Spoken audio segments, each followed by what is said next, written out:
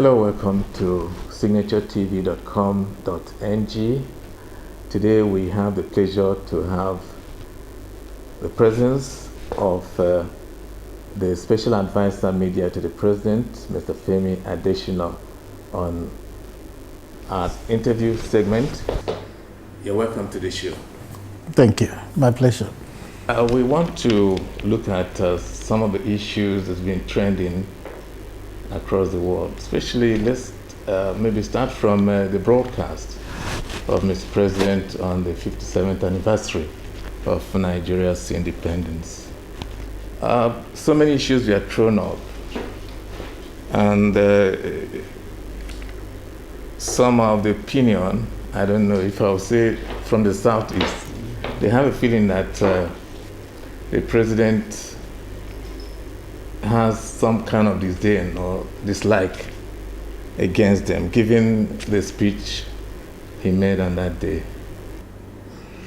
Well, I'm glad you say they have a feeling. Feelings are not necessarily right judgment at all times. Some people may feel so, but I don't think the larger number of people feel so, because I've seen comments. I've seen some people who tried to whip up issues, misinterpreting and twisting something, making it appear as if the president condemned Southeast leaders in general. But it's a smaller percentage of people trying to do it, and they are deliberately trying to whip up that area. But I can see that the larger number of people are not buying it. A larger number of people still feel that, in spite of the support from the Southeast for the president, tremendous support, if you may say that, there's a kind of dislike. This dislike is coming from the speech he made that, I am very disappointed that responsible leaders of these communities do not want. More so when he went down to say that he's comfortable with the people of the Niger Delta region. Don't forget that people of the Niger Delta region had said the same thing against the president before, in previous times, before the engagement with Pandef started and leading us to this present moment. And there is now a sort of understanding between the government and the leadership of that region. So the fact that the president said some responsible leaders of the Southeast did not speak as at when they should speak on the IPOB matter, it does not translate to a general or a blanket criticism of the leadership of the entire region. And what the president said is the truth. Leaders who should have spoken out against IPOB at that time did not speak. But they came up strongly in condemnation, even the governors of the 5 eastern states. Before or after the proscription? What the president is saying was that when IPOB and its leader were running riot, voices of reason, which should have come from responsible leaders, were mute. And the president was largely silent on the Operation Python dance. You realize that before the speech, when he came back from his vacation, medical vacation, he called on the military leaders, and thereafter the Operation Python dance was initiated. Do you know how many things a president needs to attend to in the country? As Commander-in-Chief of the Armed Forces, he has probably endorsed the several training operation exercises. So why does he need to start commenting on them one by one? As far as he's concerned, that is concluded. Now, Mr. President said a lot about the economy and the various areas of the economy that the government is working on, and he also talked about restructuring. But I think the dissenting opinions about restructuring is principally the cause of this agitation, and he didn't exhaustively talk about that. In a country of 170, 180 million people, there will always be dissenting opinions. So a government cannot preoccupy itself too much with dissenting opinions. There are so many things to do. So once the president has said what he should said, The debate continues. A president does not preoccupy himself largely with dissenting opinions. When then will he do the work for which he had been elected? Are you satisfied that he's really doing the work that is cut out to do? I'm not the one that will say that. About 15 million Nigerians gave him their mandate. And they are the ones that will say whether they are satisfied or not. But largely, I believe that the president is doing the work for which he has been elected. But like I said earlier, that will not be for me to say because I work with him. So my opinion may not be dispassionate. There are many of the opinion that he's much more of there's a lot of nepotism around the corner in terms of his appointments. Those people will have a right to their opinion. But the mistake they make is that they do not know what is the responsibility of a president in appointing personal staff and in appointing those and in filling those positions that are statutorily recognized by the Constitution. For instance, ministerial position. The Constitution says one per state. Every part of the country was given. And specifically about Southeast, 5 southeastern states, 4 of them have senior ministers. Only one state has a junior minister. Nobody can say the president has been unfair to any part of the country in that area. Now, in terms of his personal staff, the president has a right to his personal staff. In fact, any leader.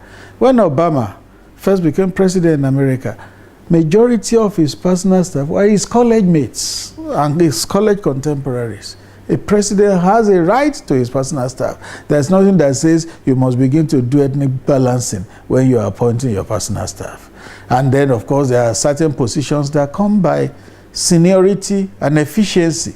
You don't sacrifice seniority and efficiency in some positions, particularly when it comes to security. Now, the president was virtually silent on the issue of health and education in the broadcast. Was it deliberate?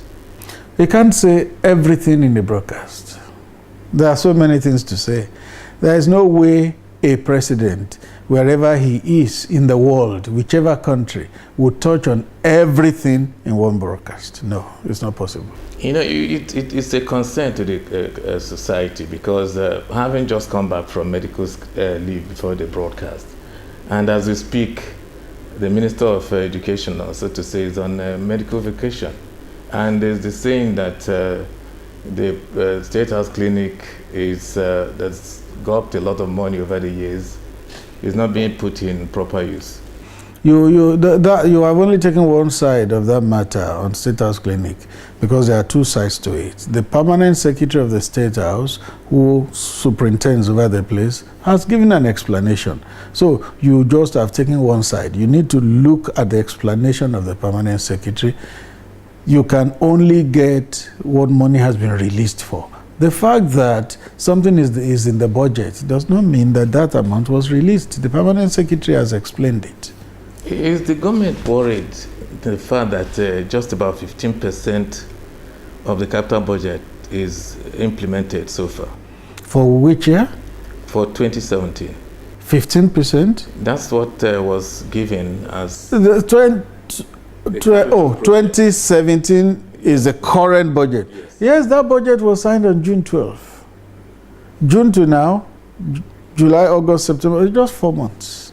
So why is anybody getting worried? And releases are made quarterly. So we have just had 1 quarter release.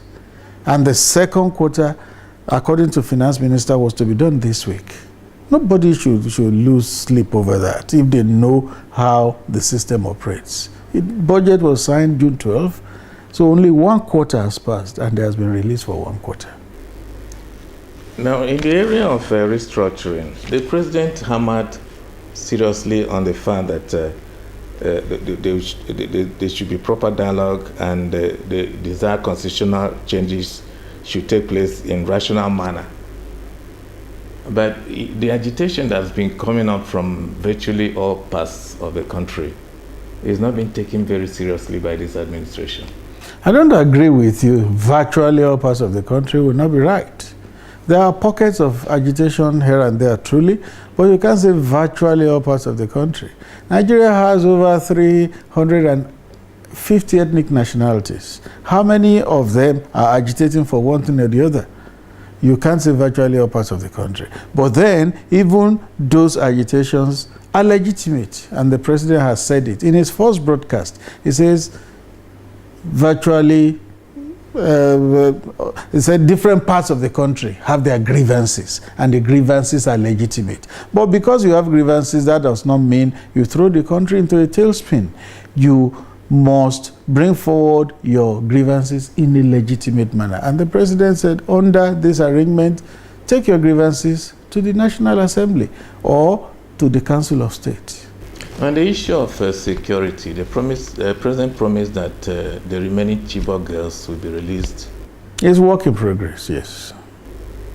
And how soon are we looking forward? You don't have a complete control of all the variables, so it's then difficult for you to say this is the time it will happen, because you are not the only party in that process. It's a negotiation process, but the president is hopeful that the job will be done.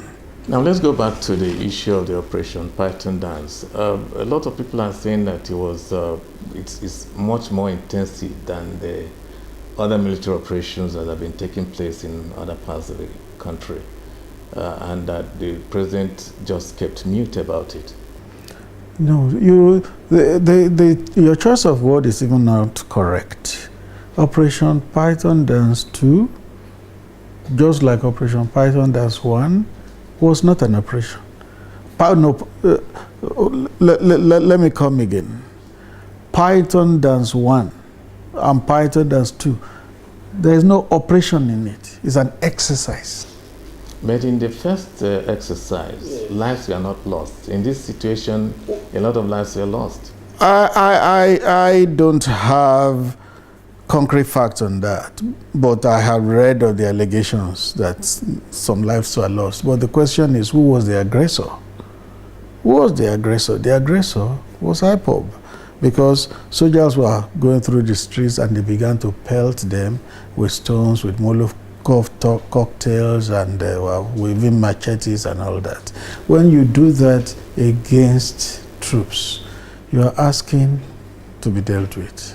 But pelting soldiers with pure water or stones and stuff, was it enough reason to shoot? It's an act of aggression. It's an act of aggression. You don't do it. You don't do it. It's an act of aggression. But it has not happened in any other part of the country, apart from the southeast. Yeah, because in other parts of the country, they didn't react the way the people in the southeast reacted. How did they react? You know.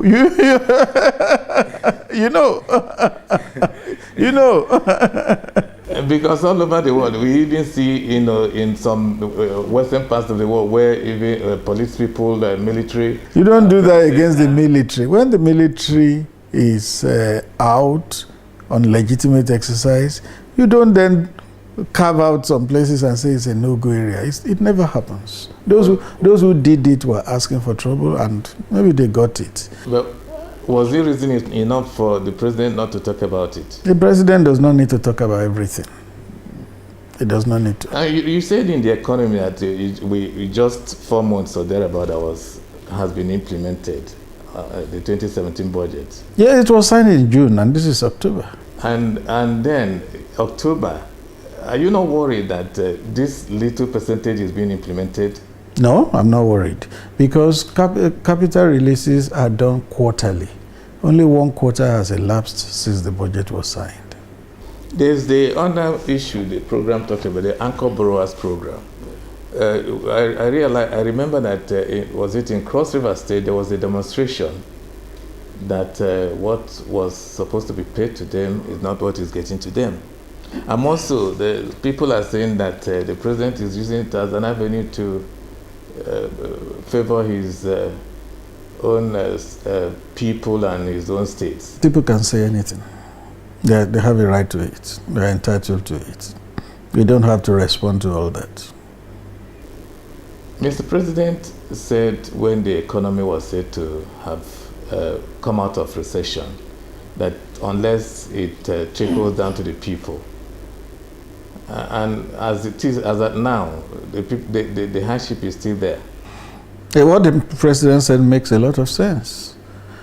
The economy began to slow down in 2012, got worse in 2014, till it went into recession in early 2016. So if it took a progression of 4 or 5 years for the economy to go into recession, why do people think that 2 months outside recession they will begin to feel the impact? It will take a while. But Nigerians celebrated our coming out. Yeah, sure. It's a positive sign. It's a positive sign. If we don't come out of it, it's negative. But the fact that we came out is positive, and growth will be positively progressive from there. Now, you just came back from the United Nations General Assembly. People are of the opinion that for quite some time, there's a lot of dearth of investment activities. Investors are no longer coming into the country.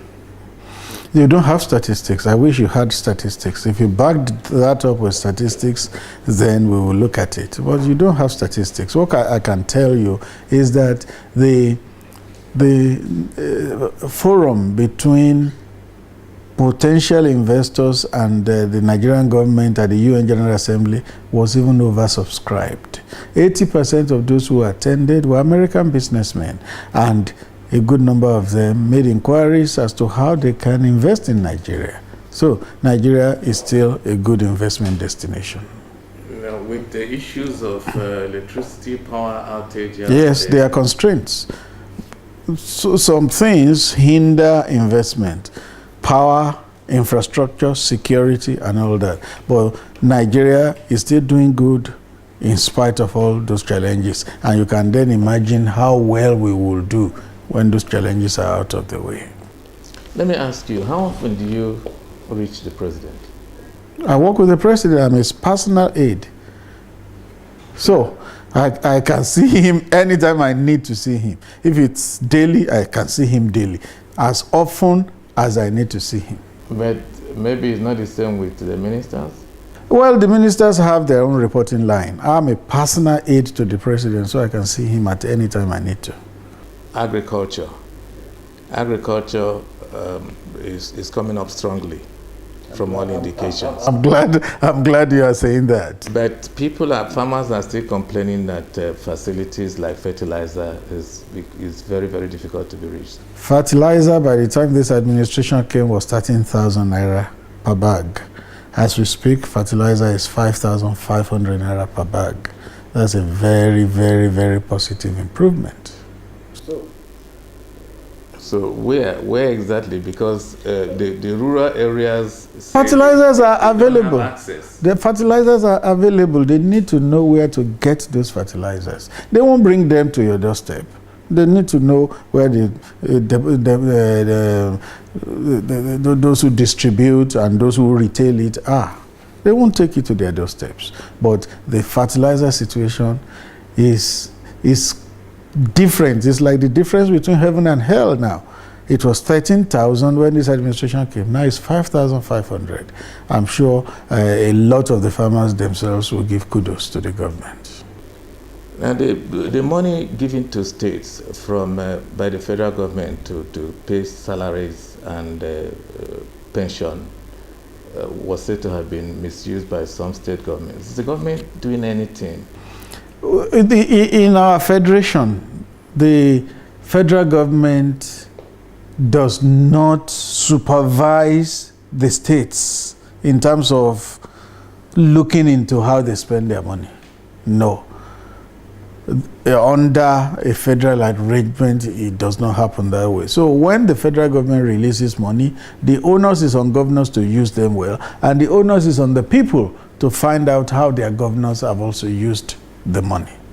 So the government will not want to know whether or not. What the government can do and is planning to do is that before the next tranche, you show evidence of how you used the previous one.